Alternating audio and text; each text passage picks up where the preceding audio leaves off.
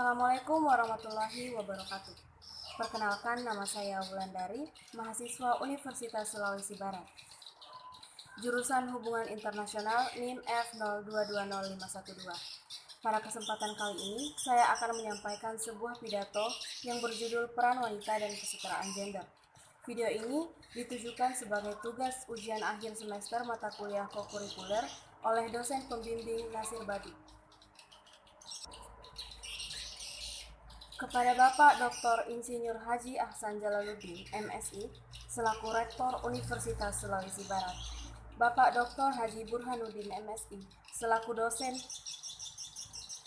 dan Dekan Fakultas Ilmu Sosial dan Ilmu Politik, serta para dosen lainnya yang saya hormati.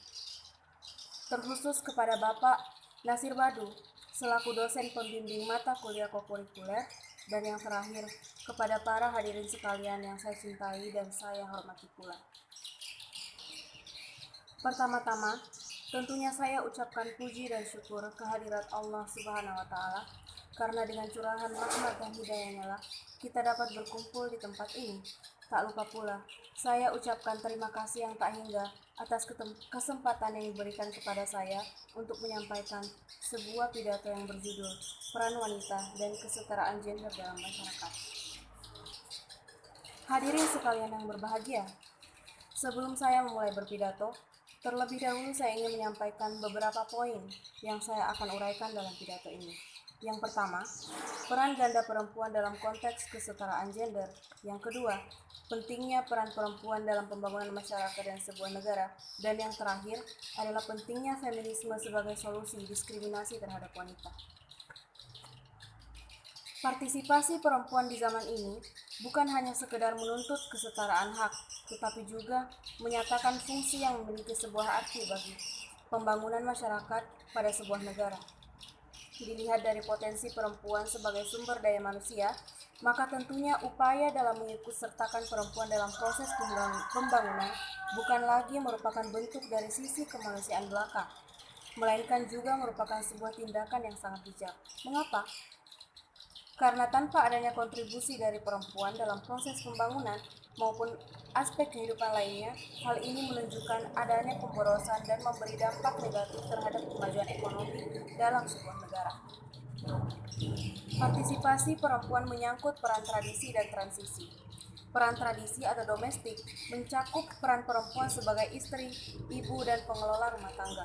Sementara peran transisi meliputi fungsi perempuan yang menyatakan bahwa wanita sebagai tenaga kerja yang turut aktif dalam kegiatan ekonomis atau mencari nafkah. Di berbagai kegiatan sesuai dengan keterampilan dan pendidikan yang dimiliki serta lapangan kerja yang tersedia. Hadirin sekalian yang berbahagia, bukankah sudah begitu tampak bahwa sebagian besar masyarakat secara umum sepakat bahwa peran perempuan tidak bisa dipisahkan dengan peran dan kedudukan mereka dalam berkeluarga, mengingat fakta di masa lalu bahwa perempuan lebih banyak terkungkung dalam peran mereka hanya sebagai pendamping suami, pengasuh anak, dan pengurus rumah tangga, seperti memasak, membersihkan rumah, dan lain sebagainya.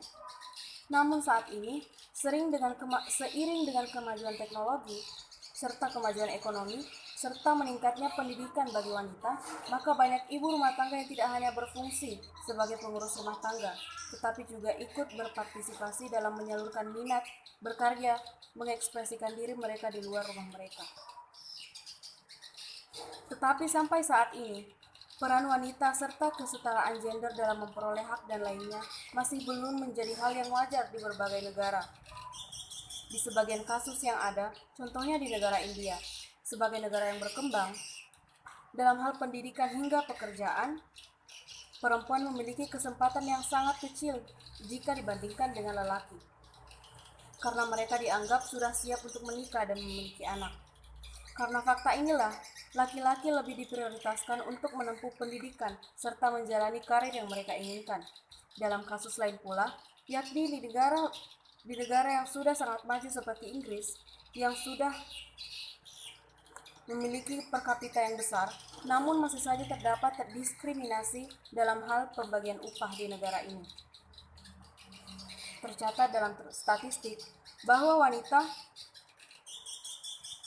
dalam kebijakan mereka memiliki pendapatan negara yang cukup tinggi, yakni sekitar 2,6 triliun US dollar. Namun mereka sebagai wanita masih terdiskriminasi dalam hal pembagian upah. Inggris yang dikenal sebagai negara yang sudah menerima kesetaraan perempuan dan laki-laki dalam hal pekerjaan dan gaji, namun pada kenyataannya dan yang terlihat dalam statistik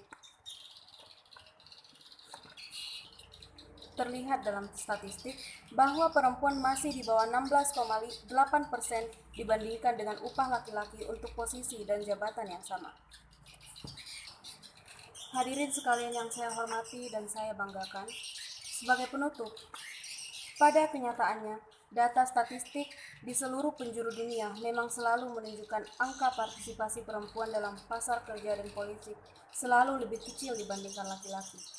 Akhir kata, dan inti dari isi pidato saya bahwa perempuan dan laki-laki bukanlah makhluk yang berbeda sama sekali, tetapi juga tidak benar-benar sama. Perempuan dan laki-laki adalah diri yang satu meski menempati dua raga yang berbeda.